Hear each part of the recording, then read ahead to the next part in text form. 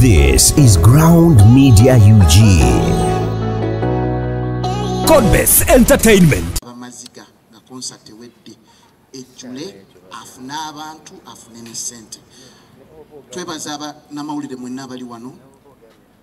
Mukama tukwebaza olwabo and tukusaba amawulire gano nga bagakutte Mukama bagalage nchiddamu bagalage mu linnya lya Yesu. Amina.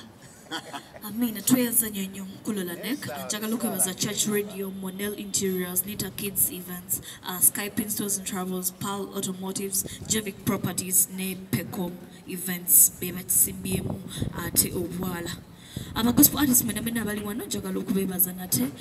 Njagala ba sponsors abaliwo oba waliwo sponsor aliwo yenna atuweyo ku obugambo lwaki ye aze ku board nga tatudde waniino ng'ayimiriddeyo bbali.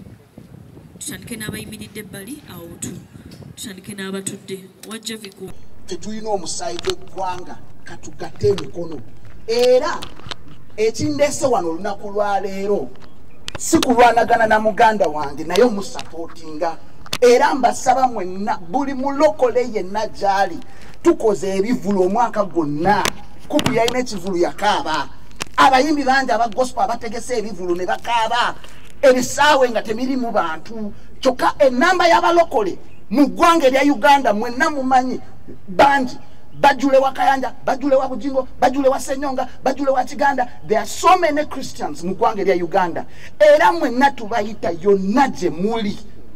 Ennaku z'omwezi nga 17 mujje tuwagire Damasco Sesanga. Mbegayiridde mbamanyi mugendagenda mu bivulu by'abali mutijja nabo naffe tuyina Yesu, naffe tumuyimba. Banange mbegayiridde mujje tuwagire Damasco. Ebintu ebyokuwagira abantu abatali baffe tuwagire ekyaffe, tuwagire endongo ya gospel eya Uganda. Damasco nkwegayiridde nsonyiwa olw'okugamba okugyayo ekivulu. Ekivulu kakibeereyo. Abalokole mwenna gye muli oba tugenda kaaba tujja kaaba ne Damasco. Naye Damasco tukusuubiza tugenda sanyuka naawe ng'ekivulu kijjudde. Kale twebaza nnyo Mukulu Lanek. Tufune Omukulu Copy Bly naye atuweeyo ekigambo kimu oba bibiri. Ekisooka njagala okwebaza abanamawulire always okubeerawo ne musupportinga omulimu guno. Njagala okwebaza bonna abasponsors abataddemu amaanyi. Njagala n'okwebaza Damasco okuguma n'ogamba ojja okole ogumye bugumi ate toweeraliikirira. Action talk waliyo tewagiraba kitegedde kati ng'oggyeko ekyo tewali nnyo kirala ky'amaanyi nnyo. Njagala just kubajjukiza titujje tuwagire. Amina. Ng'oggyeko ekyokugamba nti njiri naye n'enjiri yeetaagamu amafuta agakola ki agagitambuza. So kyobalaba njagala nnyo okwebaza abantu bonna ba sponsors abayimbi abagenda okuyimbirako Damasco. Njagala n'okwebaza Musumba ne the whole church at large okuba nti tugenda kukolera wano. Kikira kyendabidde anko lowooza byebyo. Twebaza Mukama omugaati twebaza Mukama ku lw'ebirungi byonna byatukoledde. Ate Damasco agambye ambassador wa no touching. Kati awo tukume tulabe nti Mukama ajja kukola ebirungi ku olwo olunaku ayolese amaanyi ge. Twagala okukkiriza nti obulungi bwa Mukama bwe yalaga ku action talk Lugogo Hockey Grounds era ye Mukama y'omu yabikola ku olwo era ajja kubikola ne ku luno. Amin. Okusookera ddala nga njagala okwebaza mwenna abasobodde okubeera wano okusingira ddala abamawulire na buli omu alina kyakontributinga n'asuubira okubaako kyakola for this cause. Mwebale nnyo mwebalire ddala. Kyenyiza okwogerako kiri kimu nti ngenda kuyita abantu era ngenda basuubiza nti temugenda beera disappointed because Damasco ffena tumumanyi, abatamumanyi ffe tumumanyi. So tubashuwalinga nti agenda ku deliveringa the best y'omu ku ba gospel artist abayimbi wetwogera ku bayimbi bwe bayita omuyimbi so kyekyo kyenyinza okubagamba nga 17 August tubeere ku worship house mu parking lot bwe tugenda okubeera mukama bampeera omukisa amina bonna lwaki yasazewo okugisimbamu obwana Queen Jojo ng'alabika bulungi okitegedde ennaku zi bintu byakyuka omukyala muto mulungi kama ewezwe Bampita Queen Jojo Director Peckham Events ebeera Netherlands ne wana Uganda I'm married ndi mama w'abaana basatu Damasco bwe nalaba concert ye he is my friend nemugamba we cannot fail I will come and support you no matter what kyenyinza okugamba kuyita abantu mujje muwagire Damasco mujje muwagire gospel music neyanziza kale twayanza nnyo okubakolera ku lunaku olwo ennyimba zo ziyimbye olina catalogue y'ennyimba if I'm to say you're one of the young gospel artists betulina mu ggwanga nga bayimbye obuyimba obuwesa mukama ekitiibwa kale abamawulire bannange yessaawa cameras tunule ew'omukulu Damasco Sesanga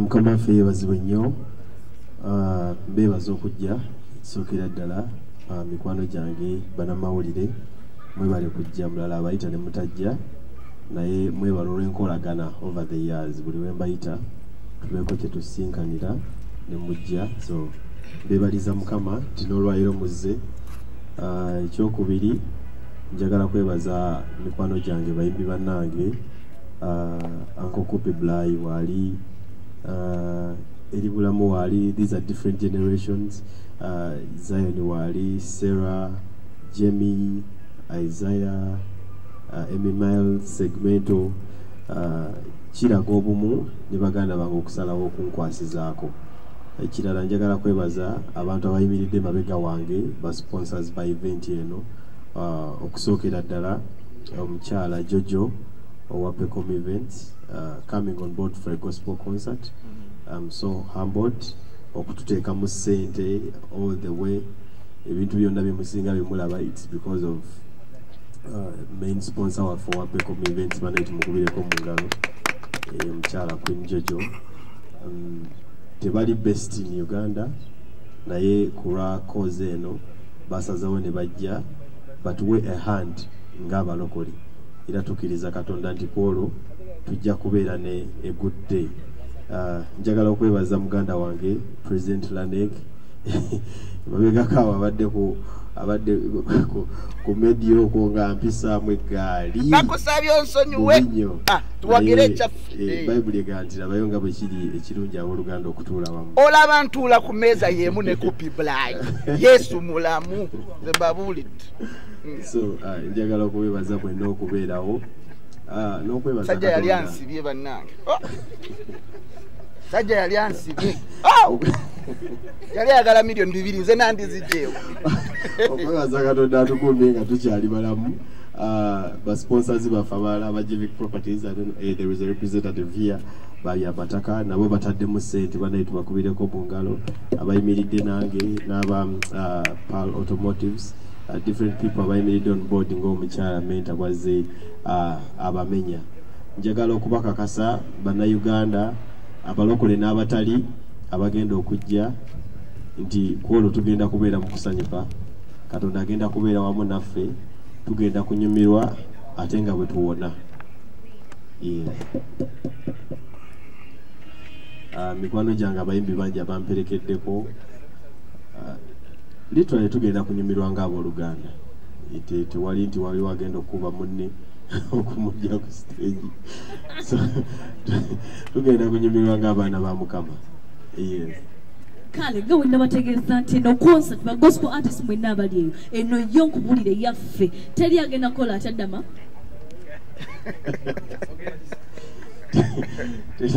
teri agenda kukwata ku kawaayiro kale abamawulire mwenna abalina ebibuuzo byammwe tugenda mu Q&A session mukulu segmento webale kujja Sarah webale kujja Emmy Miles oyo kabaka mu furniture tuyina emmeeza yakakadde ba students nga alina ID bajja kusasula mutwalo.